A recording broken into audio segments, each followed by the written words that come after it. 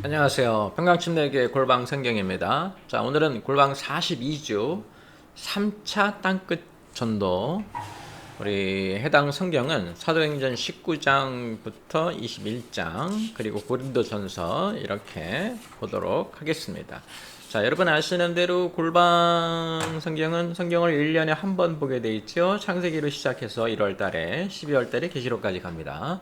자, 지금 우리가 어디 하고 있냐면 신약 성경 하고 있어요. 신약 성경은 크게 세 그룹으로 나눠집니다. 세 과라고도 말할 수 있는데요. 1과에서 예수님의 사역, 7주에 걸쳐서 우리가 공부하죠.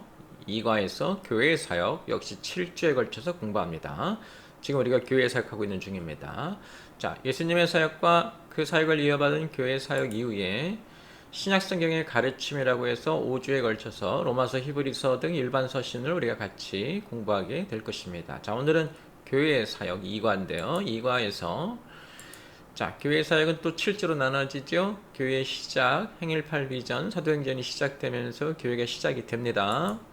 그리고 행일팔 비전이 주어지죠. 예루살렘과 유대와 사마리아와 땅끝까지. 그래서 1장부터 12장까지 사마리아 사역까지 갔고요. 13장부터 사도 바울을 비롯해서 안디옥 교회가 이제 땅끝 전도를 시작해서 1차 땅끝 전도했고 2차 땅끝 전도까지 했습니다. 오늘은 3차 땅끝 전도 여행. 1차에서는 유대인이라는 벽을 넘었죠. 2차에서는 아시아라는 벽을 넘어서 유럽까지. 자, 3차는 어떤 특징을 갖고 있는지 우리가 볼 거고요. 3차 땅끝 전도 다음에 사도 바울이 예루살렘에서 체포돼서 고난을 받고 이제 재판을 받기 위해서 로마로 가게 되죠.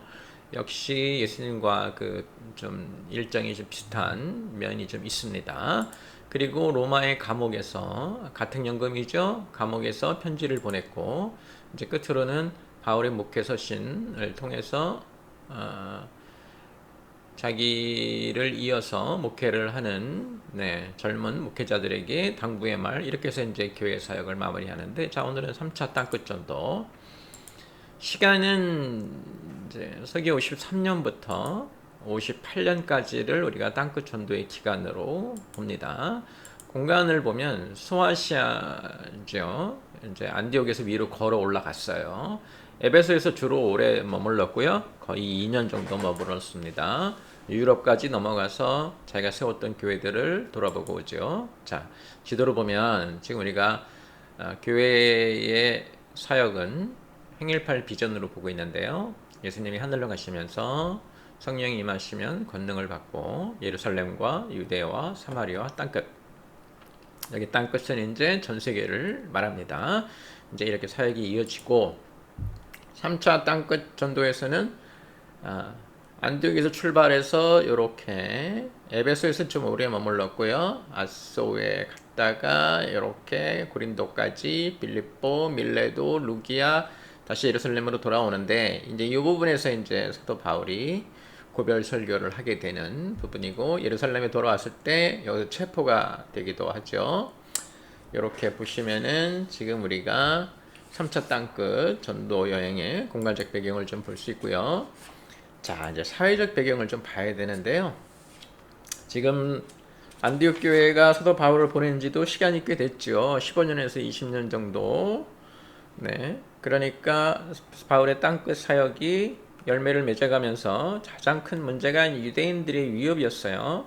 그러니까 직접적인 그 가장 큰 문제는 유대인들의 위협이었어요. 유대인들은 바울을 배신자로 보았죠. 율법적 삶이 아니라 믿음만이 하나님 나라의 기준이라는 바울이 전하는 복음은 유대인을 정말 격동케 했죠. 가만히 두지 않았습니다. 그래서 이때 이제 말하는 유대인은 그 교회 외부의 유대인들이에요. 그 사람들은 기독교도 싫어했고 또 자기들과 같은 모습이었다가 기독교로 넘어간 바울을 아주 싫어했습니다. 그래서 외부적인 위협이 좀 컸고 또 하나의 문제는 교회 내부의 분열이죠. 교회가 이제 성장해 가면서 사람들이 늘어나면서 어떤 일이 생겼냐면 교회 내부에 여러 가지 분열적인 모습이 나타났어요. 이게 지금 중요한 게 교회 그러면 완성된 모습이 아니고요. 성장해가는 모습이기 때문에 아직은 우리가 덜 익은, 그래서 덜 익은 사람들이 모여서 성장해 나가야 되는 거죠. 그러니 온전하지 못하기 때문에 내부적으로 여러 가지 갈등들이 일어나기도 했습니다. 교회 내부의 인간적 갈등을 겪으면서 말씀을 온전히 이해하지 못한 상태에서 나오는 혼란을 겪고 있었죠. 그러니 사도 바울의 입장에서는 밖에 나가면 유대인들의 위협에 힘들었고요. 교회 내부에서는 또 여러 가지 그 교회 내부의 분열 때문에 복장 터지는 그런 상황이죠. 네. 자, 성경은 사도행전 19장부터 21장까지입니다. 여러분 지금 우리가 이제 교회의 사역을 보고 있는데 교회의 사역은 쉽게 말하면 사도행전 전체예요. 그래서 우리가 사도행전을 쭉 보면서 그 부분에 해당하는 바울이 보낸 편지를 같이 읽어가면서 지금 우리가 교회의 역사를, 신약 성경의 역사를 지금 보고 있는다, 이렇게 알고 계시면 되고요. 이때 우리가 이제 고린도 교회도 같이 봅니다. 3차 여행 기록이 사도행전 19장부터 21장인데 네 분을 겪고 있는 고린도 교회에 바울이 편지를 보냈는데 이제 요 시기와도 비슷하고 주제도 비슷하기 때문에 우리가 고린도전서를 같이 읽습니다. 자, 성경 이야기는 어떻게 진행될 거냐면 먼저 3차 땅끝 전도에 대해서 우리가 볼 거예요. 어디로 가서 어떤 사역들이 이루어졌는지. 그 다음에 고린도 전서를 통해서 당시 교회가 가지고 있었던 문제, 첫 번째는 분열이고요. 두 번째 자유주의자들에 대한 문제. 세 번째는 이제 교회들이 성장하면서 여러 가지 질문들을 해왔는데요. 그거에 대한 답을 주면서 사도 바울이 뭘 가르치냐면 삶은 어떻게 살아야 되고 신앙은 어떻게 해야 되는지. 그래서 우리가 예수님 믿게 되면서 영원히 구원을 받지만 아직은 이 땅에 살고 있죠. 삶의 구원은 어떻게 일어나는지, 다른 말로 하면 변화죠. 변화는 어떻게 해야 되고 무엇을 해야 되는지, 이런 것 때문에 우리가 같이 보게 될 겁니다. 자, 먼저 3차 땅끝 전도, 사도행전 18장부터 21장인데요. 사도 바울은 교회를 돌아보기 원했죠. 자기가 세웠던 교회들이 이제 어떤 모습으로 사역을 하고 있고 잘 있는지. 그래서 안디옥에서 출발해서 이제 아시아 쪽으로 걸어갑니다. 갈라디아 지역과 부르기아 지역을 돌아다니죠. 믿는 이들을 훈련하고 이제 가르치고 하는데, 바울이 어디에 도착하냐면 에베소에 도착해요. 그래서 에베소에서 이제 여러 가지 사역을 하고 있는데, 이때 바울이 이 3차 전도 여행의 가장 특징적인 사역을 하는데 그게 뭐냐면 두란노 서원 사역이에요. 바울이 그 안식일마다 가서 말씀을 선포했지만 많이 믿지 않았고 사람들이 그것만으로 부족하다고 생각해서 바울이 뭘 했냐면 두란노 서원을 세워놓고요, 날마다 사람들을 데려다가 가르치기 시작했어요. 이 두란노 서원 사역은 3차 전도여행의 특징이면서 기독교에서 저는 가장 중요한 사역 중에 하나라고 봅니다. 자, 설교만으로는 안 됩니다. 설교는 잠들어 있는 영혼을 깨우지만 이런 두란노 서원 같이 학교처럼 날마다 데려다 놓고 말씀을 집중적으로 가르치는 가르침은 그 깨운 영혼을 키웁니다. 그래서 이게 되게 중요한 것입니다. 우리들도 항상 그 일을 놓쳐서는 안 될 것입니다. 대부분의 교회가 예배 중심으로 움직이는데요. 제가 항상 말씀드리지만 예배 드리고 말씀 배우고 이것이 항상 같이 가야 된다 하는 거 잊지 마시기 바랍니다. 두란노 서원 사역이 그랬어요. 그래서 바울의 3차 전도 여행에서 바울이 했던, 근데 두란노 서원 사역이 열매를 맺으면서 사람들이 이제 이방에서 멀어지니까 이방 종교를 믿던 사람들 중에 우상을 만들어 팔던 사람들이 바울이 쉬었죠. 그래서 소동을 일으켜서 바울을 내쫓아 버리려고. 그래서 바울이 이제 어디로 가냐면 마게도냐와 아가야 지역으로 가는데, 여기서는 누구의 또 쫓김을 받으냐? 유대 율법주의자들의 쫓김을 받죠. 유대 율법주의자들이 그냥 두지 않았죠. 그래서 사도 바울이 이방 우상 세력에게도 쫓김을 당하고, 지금 여기 나오는 대로 유대 율법주의자들에게도 쫓김을 당하게 되는 거죠. 사도 바울이 이제 여기서 사역을 이제 하면서 드로아와 밀레도 지역 거치면서 자기는 예루살렘으로 가야겠다. 근데 이때 이제 주변 환경은 매우 험악했거든요. 유대인들의 분노가 극에 달해서 사도 바울이 유대인에게 큰 어떤 해코지를 당할 것이다 라는 것을 잘 알고 있었고, 그런데도 사도 바울이 예루살렘으로 가야겠다는 굳은 의지로 출발을 하기 때문에 제자들이 막 말렸죠. 가면 안 된다고. 여기서 고별 설교를 하고 예루살렘 쪽으로 움직이는 게 지금 3차 전도 여행인데, 3차 전도에서 제가 말씀드렸죠. 가장 중요한 것 두란노 서원 사역, 말씀을 가르쳐야 된다. 학교처럼 가르쳐야 된다. 설교는 설교고 가르침은 또 따로 해서 말씀 학교가 있어야 된다. 이것을 꼭 아셔야 되겠고요. 3차 전도여행을 방해한 세력들, 이방 우상 세력, 그리고 유대 율법주의자들, 그리고 또 하나 교회 안에 있는 여러 가지 갈등들, 왜 아직 성장하지 않았기 때문에 이것도 기억하셔야 될 것입니다. 자, 이제 우리가 고린도 교회를 중심으로, 고린도전서 1장, 4장을 중심으로 교회의 문제에 대해서 한번 얘기를 좀 해볼게요. 바울이 개척해서 막 갓 태어난 교회들은 유대교의 핍박과 이방인의 거부, 그거와 더불어서 내부적인 어려움을 겪고 있었어요. 그러니까 외부 핍박도 만만치 않았는데 내부 분열도 만만치 않았었다. 상당히 힘들었다. 이렇게 보시면 됩니다. 고린도 교회는 분열로 인해서 어려움을 겪은 대표적인 교회예요. 3차 땅끝 전도 사역 당시에 바울이 에베소에서 고린도 교회에 편지를 보냈고, 마게도냐 지역 사역 때는 고린도 교회를 여러 차례 방문한 것으로 보이죠. 자, 사도 바울의 가르침은 무엇이었는가? 일단 이 교회는 사역자에 따라 4개로 분열되어 있었어요. 정확하게는 3개로 분열되어 있었는데요. 나는 바울파, 나는 아볼로파, 나는 베드로파, 이렇게.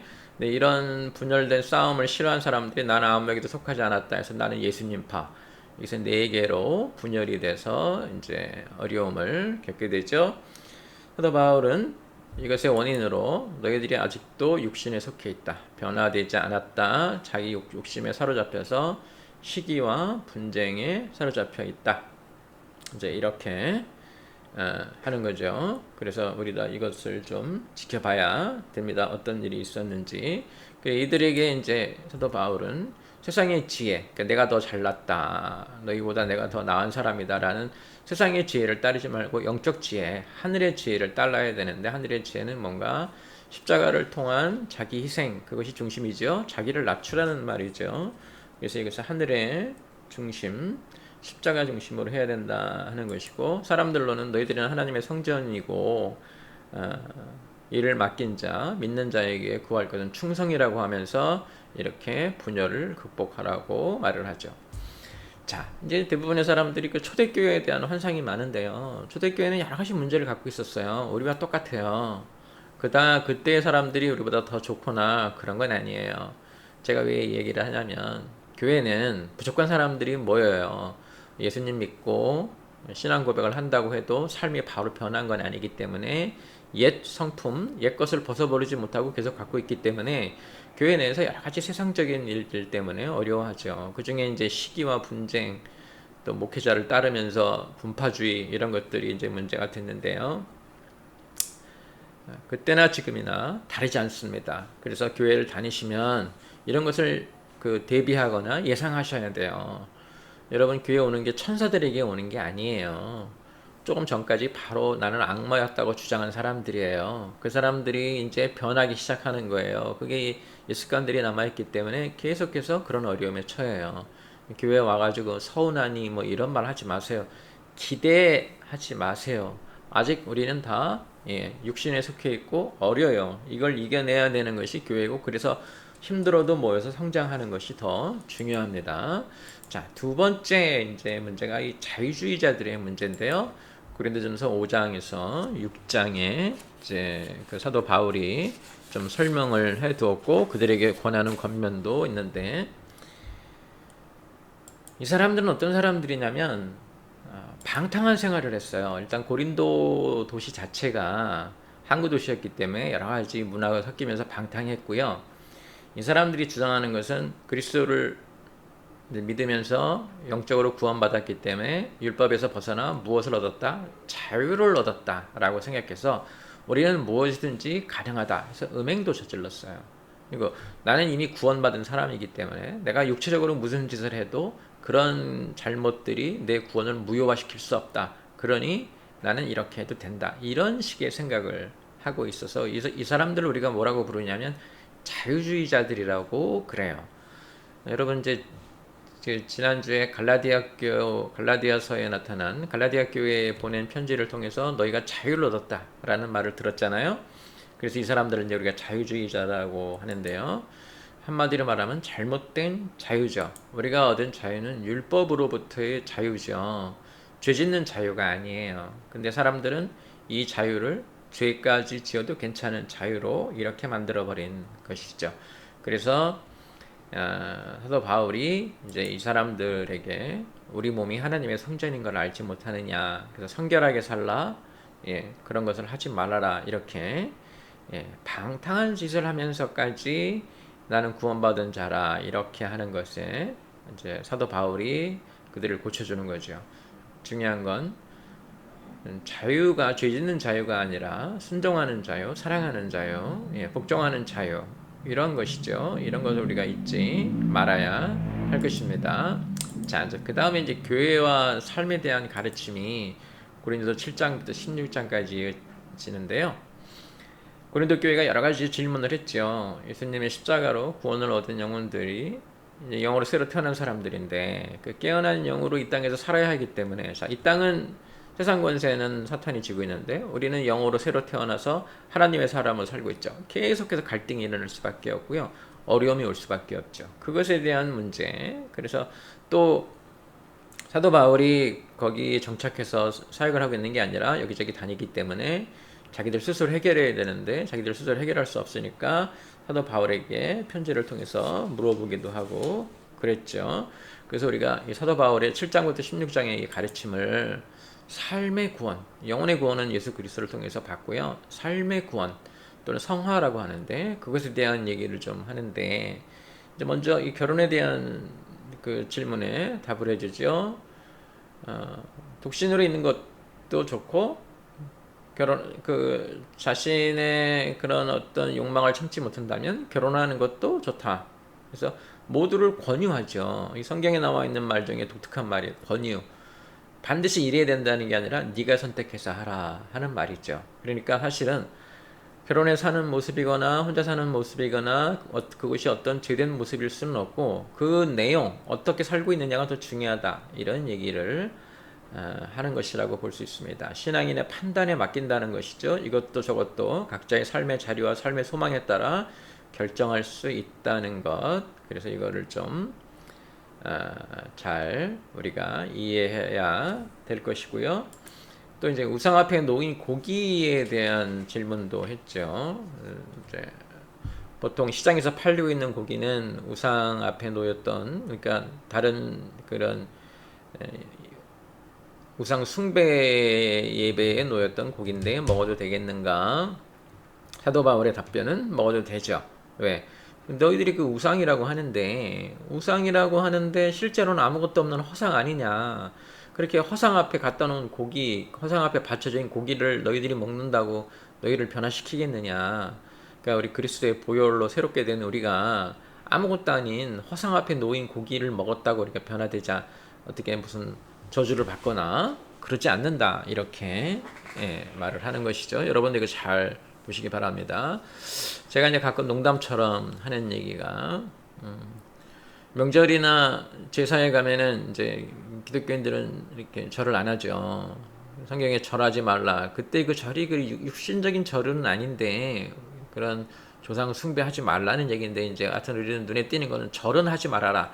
참여는 해도 절은 하지 말아라 라는 행동으로 자꾸 규제를 하려고 하는데, 그것도 저는 마음에 들지 않지만, 두 번째는 절해도 괜찮습니다. 거기 뭐가 있어요? 예를 들면 제사에 가면은 할아버지 제사에 갔다고 합시다. 거기 할아버지가 와 계신 거예요? 아니죠. 그죠? 거기 사람들 다 물어보세요. 그 유교를 정말 철저히 믿어서 너는 할아버지한테 저녁 한 끼 대접하겠다고, 근데 모여서 대화하는 거 보면 할아버지가 없는 사람들처럼 행동하잖아요. 진짜로 거기 할아버지가 와 있어요? 진짜 할아버지가 와 있는다고 해도 내 안에 보배 같은 그리스도가 계신데 우리가 그런 것 때문에 이렇게 무너지거나 그러지는 않습니다. 절해도 괜찮습니다. 아무것도 없습니다. 진짜 여기 할아버지가 와 있다면 제가 항상 농담처럼 하는 말, 1년에 한 번만 밥을 드려요. 날마다 드려도 시원찮죠. 유교는 어떤 종교냐면, 종교예요. 유교는 조상들이 신이 돼서 우리들을 보호한다는 거죠. 그래서 이제 돌아가신 분들에게 제사도 드리고, 뭐 이렇게 이제 한마디로 말하면은 경배 같은 건 안 하지만 그런 거죠. 예를 차려 드리는 건데, 예, 뭐 모든 집에 다 그 조상들이 있는데 뭐 우리 조상만 특별히 나를 더 보호하고 그럴 리는 없죠. 네, 똑같습니다. 우상 앞에 놓인 고기가 우리를 아무렇게나 못하는 것처럼 뭐 제사 드려서 절한다고 하는 게 우리를 무너뜨리거나 그러진 않습니다. 그런데 사도 바울의 답은 뭐냐면 그런 게 아무것도 아니지만 만약에 믿음이 연약한 사람들이 너희가 그러는 것을 보고 시험에 들 수도 있으니까 스스로 제안하는 게 어떻겠느냐. 네, 뭐 제사 때 가서 절 드리고 절하는 것도 마찬가지죠. 그것이 우리는 어떻게 하지 못해요. 그러나 믿음이 연약한 사람들이 그것을 보고 아 조상도 섬겨야 된다 이런 착각을 할까봐 우리가 스스로 그런 것들을 좀 제한할 필요는 있습니다. 자, 그 다음에 이 예배 복장에 관한 얘기를 하는데 이제 이유는 예배가 좀 이렇게 서로 융화돼서 드려야 되는데 너무 좋은 옷을 입고 오면 가난한 사람들이 그것을 보고 마음에 상처를 입고 위화감이 들지 않겠느냐 이제 이런 얘기고요. 그 다음에 성만찬에 대해서 함부로 먹지 말라라는 얘기가 나오는데 이거는 자격이 있느냐 없느냐는 얘기로 자꾸 얘기를 하는데 자격이 있느냐 없느냐의 얘기가 아니라요. 당시 성만찬은 식사였어요. 한 끼 식사였다고요. 근데 어떤 사람들은 너무 많이 먹는 거예요. 그러면 뒤에 있는 사람들이 못 먹잖아요. 그러니까 남을 배려해서 적당히 먹어라. 그러니까 좀 자격 있게 먹어라 이런 얘기지. 네가 구원 받았니 안 받았니 뭐 삶이 어떠니 자격이 되니 이런 얘기는 아닙니다.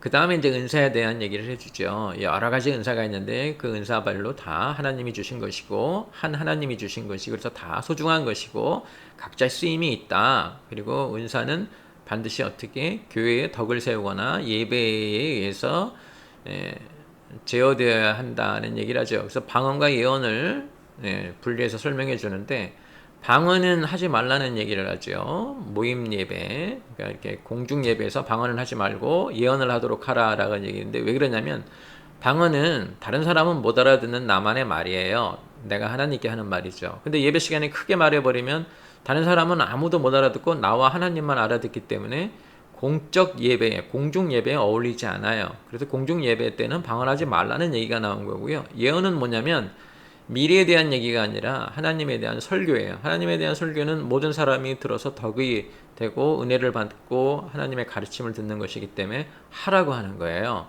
이게 방언과 예언이에요. 방언이 더 나쁘고 예언이 더 좋다. 이게 아니고요. 공중 예배에 적합한 것은 예언이고 방언은 개인적인 말이기 때문에 공중 예배에는 적합하지 않다. 다시 말하면 큰 주제, 은사는 다 각자의 쓰임이 있고 다 다른 모습의 쓰임이 있다. 다 똑같이 취급하면 안 되고 동시에 다 똑같은 귀함을 갖고 있는 거다. 이렇게 이제 우리가 이해하면 됩니다. 그 다음에 사도 바울이 이제 우리에게 가르쳐 주는 것이 여러 가지가 있는데 그 중에 가장 중요한 것이 무엇이다? 사랑이죠. 네, 믿음과 소망과 사랑 중에 그 중에 제일은 사랑이라. 자, 사랑이란 말을 왜 하냐면 고린도 교회가 어떤 교회였어요? 분열로 인해서 싸우고 있는 교회잖아요. 그래서 너희들 야 그런 거 다 집어치우고 서로 좀 사랑해라 하는 거였고요. 그 사랑을 가르치면서 제일 먼저 가르친 게 뭐예요? 사랑은 오래 참고. 오래 참고가 어떻게 참는 거예요? 오래 참는 거예요. 참는다는 게 뭐예요? 만약에 저쪽에서 죄를 저지르면 그걸 참는 건 아니고요. 나와 다르기 때문에 싫은 게 있잖아요. 그렇다고 잘못은 아니지만 나와 다르기 때문에 싫은 거. 뭐 밥 먹는데 뭐 이렇게 한다든가 뭐 특정인 매운 음식을 좋아한다든가 나는 싫은데 그게 이제 서로 안 맞아가지고 어렵고 또 하고 그러잖아요. 그런 걸 어떻게 알아? 오래 참으라는 얘기예요. 오래 참는다는 게 뭐예요? 견딘다는 얘기예요. 사랑은요. 따뜻하게 해주고 뭐 이런 거 전해서 제일 먼저 중요한 건 그 사람의 이상한 모습, 상대방의 이상한 모습을 어떻게 한다? 오래 참는 게 사랑이에요. 그게 사랑이에요. 그게 성경이 말하는 사랑이에요. 그렇게 하지 않으면 사랑이라고 말하기 어렵습니다. 좋은 것만 나누면 그게 뭐가 사랑이에요. 낯선 사람에게도 좋은 것만 주면 서로 좋아해요. 받는 거 좋아한다고요. 근데 이상하게 행동할 때 그때도 내가 계속해서 참고 그 사람을 기다려준다. 이게 이제 사랑이라는 거예요. 그래서 사랑은 오래 참고 이렇게 싸움이 많은 교회에 해줄 만한 말이죠. 그 다음에 이제 가르치는 것이 부활에 대한 가르침이죠. 이 부활에 대한 가르침에서 왜 그랬냐면 고린도 교회가 영의 부활은 인정했으나 육체의 부활을 인정하지 않았기 때문에 그 당시에 이제 사회 풍토가 그래서 우리가 육체를 갖고 있는 신령한 몸으로 부활한다. 부활의 순서를 보면 이렇습니다. 우리가 죽죠? 영은 이제 잠을 잔다. 이제 우리가 표현하고요. 육체는 이제 흙으로 돌아가죠. 그리고 우리가 부활할 때 영이 일어나면 무엇을 받느냐면 신령한 몸을 받습니다. 우리가 이제 흙으로 돌려보내는 몸과 이제 생김은 비슷한데요. 신령한 몸으로 우리가 다시 부활합니다. 육체의 부활이 있어요. 그래서 예수님께서 부활하시고 어떤 일을 하셨는지를 자세히 설명하고 이 부활을 믿지 않는 사람들에게 부활이 없으면 우리가 지금 갖고 있는 모든 믿음이 헛되다고 말하죠. 왜 부활이 없으면 믿음이 헛됩니까? 부활이 없으면 사망을 못 이긴 거고요. 사망을 못 이겼으면 사망을 불러온 죄를 못 이긴 거잖아요. 죄를 못 이기면 그게 도대체 무슨 믿음이에요? 죄를 못 이기면 우리가 뭐하러 믿어요? 죄를 이기기 때문에 그리스도께서 십자가에서 죄를 해결하시고 그래서 우리가 죄를 이기기 때문에 그래서 이제 우리가 신앙이죠. 그래서 사도 바울이 고린도 교회가 물어본 여러 것 중에 맨 마지막으로 부활이 없으면 이제 이렇게 말을 하는 이유가 그겁니다. 예. 부활이 없으면 우리 믿음이 헛되죠. 왜? 죄의 진 상태로 우리가 끝나기 때문에. 예. 자, 이런 가르침 후에 또 바울은 예루살렘 교회에 헌금을 당부하죠. 그리고 마지막 부탁과 작별 인사로 편지를 마칩니다. 자, 이렇게 이제 우리가 3차 땅끝 전도에서 한번 돌아봤습니다. 3차 땅끝 전도 여정에 대해서 좀 생각해 보시고요. 에베소에서 두란노 서원을 만들어서 날마다 사람들을 불러놓고 작정하고 가르쳤다. 학교가 있어야 된다라는 거 잊지 마시고요.